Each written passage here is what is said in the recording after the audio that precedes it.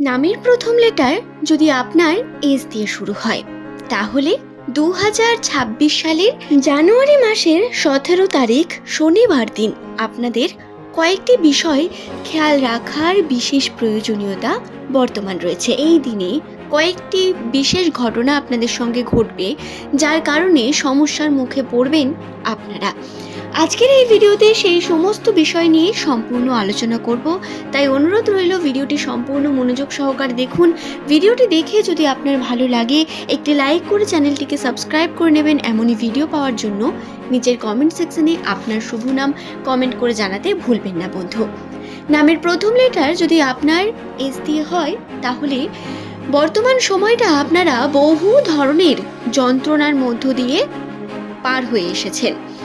এবার আপনাদের পরিশ্রমের ফলের পালা। বর্তমান এই জানুয়ারি মাসে এস নামের মানুষদের পরিশ্রম কোনো অংশে কমবে না, বরং শনিদেব আপনাকে আরও বেশি পরিশ্রম করতে বাধ্য করবে এবং কেতুর প্রভাবে ক্ষতি হবে আপনার স্বাস্থ্যে। আপনাদের অত্যন্ত সাবধানতা অবলম্বন করে যে কোনো কার্য করতে হবে। শনিদেবের প্রভাব সম্পূর্ণ শেষ নয়। রাশির অবস্থান অনুসারে রাশিচক্রে আপনার এখনও কিছু বাধা রয়েছে এবং পরিশ্রম করতে হবে। প্রত্যেকটি কর্মের মধ্যে যেই পরিশ্রম আপনাকে সফলতাকে এনে দেবে। এছাড়াও বন্ধু আপনাদের বলে রাখি, এই সময় আপনার করা ছোট্ট একটি ভুল আপনাকে যেমন মাটিতে ফেলে দিতে পারে, ঠিক তেমনি আপনার করা ছোট্ট একটি সঠিক কাজ আপনাকে অনেক দূর পর্যন্ত সফলতার দিকে এগিয়ে নিয়ে যাবে। সুতরাং আপনাদের সঠিক খেয়াল রাখা এবং কোন কার্যের জন্য কি অ্যাকশন হওয়া উচিত বা কিভাবে বর্তমান সময়কে আপনারা হ্যান্ডেল করবেন, এটা জানা অত্যন্ত প্রয়োজন। তাই সম্পূর্ণ ভিডিওটি দেখুন। আর আমার প্রিয় বন্ধুরা যারা ভাবছেন যে নাম থেকে কিভাবে রাশিফল জানা যায় বা নাম থেকে কিভাবে মানুষের কর্মজীবনের বিভিন্ন তথ্যকে বলা সম্ভব, তাহলে বলি, নিউমেরোলজি অনুসারে নামের প্রথম লেটার যাদের এস দিয়ে শুরু তাদের মূল গ্রহ হলো শনি, বৃহস্পতি, রাহু। এই গ্রহগুলোর প্রভাব এস নামের মানুষদের উপর সর্বাধিক লক্ষ্য করা যায়। ঠিক যেমন আমরা হাতের রেখা দ্বারা গণনা করতে পারি, আমাদের জন্মকুণ্ডলী দ্বারা বিচার করা যায় আমাদের ভাগ্যচক্রের বিভিন্ন তথ্য, ঠিক তেমনই নিউমেরোলজি থেকে মানুষের সম্বন্ধে বহু তথ্যকে প্রকাশ করা হয়েছে।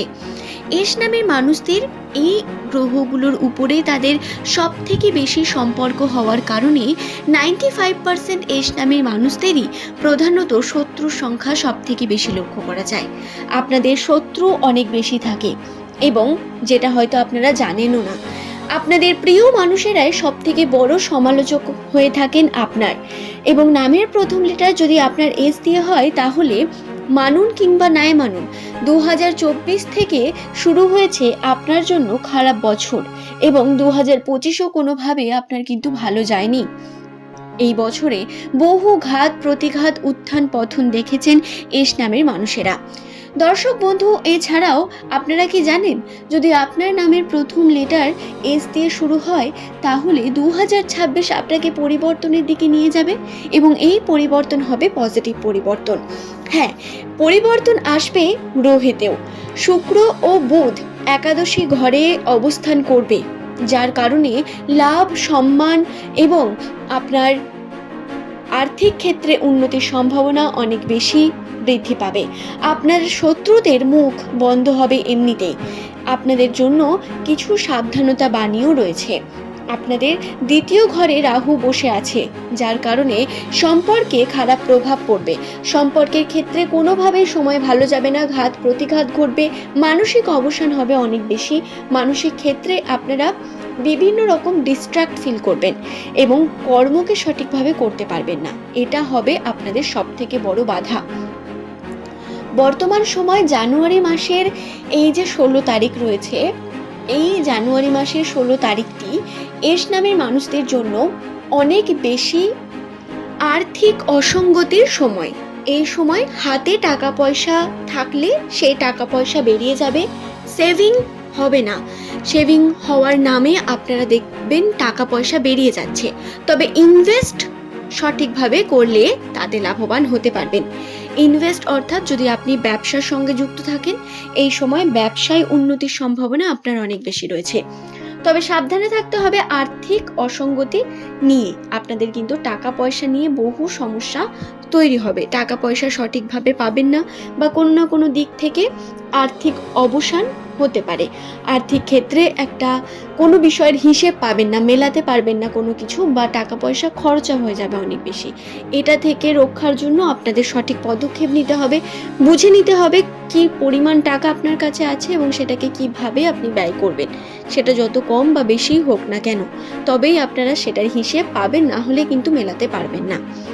16 তারিখ দিনটি আর্থিক ক্ষেত্রে অসঙ্গতির একটি অন্যতম দিন এবং ফ্রডের দিন।